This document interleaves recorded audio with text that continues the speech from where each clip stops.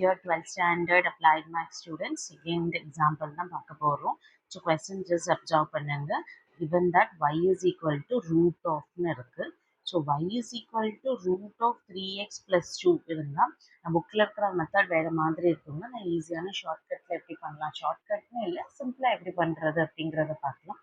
So root அப்படின்னு இருந்தாலே on squaring both சைட்ஸ்னு பண்ணிடுங்க to avoid the root confusion. On squaring both sides ரெண்டு சைடும் ஸ்கொயர் பண்ணினா என்ன ஆகும்னு பாருங்க. y square equal to 3x plus 2னு கிடைக்கும்.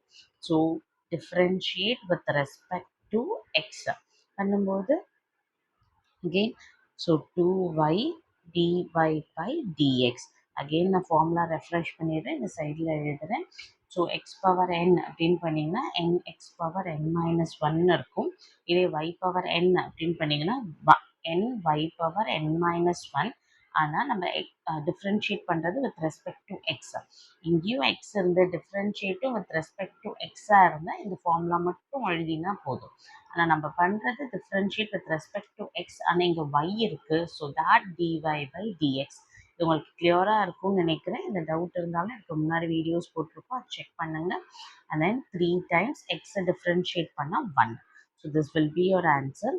So 2 times y dy by dx which is equal to 3.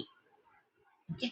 Then y dy by dx which is equal to 3 by 2. Hope இது வரைக்கும் உங்களுக்கு கிளியராக இருக்கும்னு நினைக்கிறேன். அகெயின் நம்ம பாருங்கள். ஸோ உங்கள் ஆன்சர் வந்து இந்த மாதிரி தான் இருக்கணும்னு சொல்லியிருக்காங்க. Prove that sum. So again differentiate பண்ணணும். Differentiate with respect to x. So again differentiate பண்ணும்போது இவங்க ரெண்டு பேரும் பாருங்கள் மல்டிப்ளிகேஷனில் இருக்காங்க. So I am going to use UV method. u is y and v வந்து dy by dx.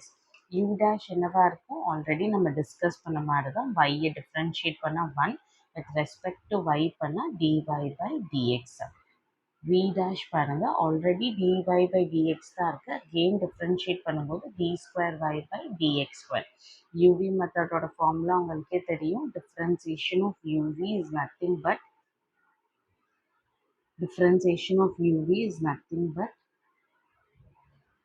so this இங்கே கிளியராக நான் எழுதுகிறேன். uv which is equal to differentiation of uv is equal to uv dash plus vu dash. So ஃபார்முலாவில் apply பண்ணினா so u v dash plus v u dash which is equal to கான்ஸ்டண்ட்டாக நீங்கள் differentiate பண்ணும்போது 0 ஆகும். So your final answer will be d square y by dx square plus dy by dx the whole square which is equal to 0. So prove தட்டில் அதுதான் இருக்காங்கிறத check பண்ணிடலாம். S, sometimes இன்னும் simplify பண்ணுறேன்னு எதாவது பண்ணியிருப்பாங்க. ஸோ அதனால க்ராஸ் செக் பண்ணிக்கோங்க. So this is your final answer. Hands prove. நீங்கள் உங்கள் புக்கை கம்பேர் பண்ணும்போது இந்த ஸ்டெப்ஸ் உங்களுக்கு ஈஸியாக இருக்கும்னு நான் ஃபீல் பண்ணுறேன். Bye bye, take care and see you in the next video.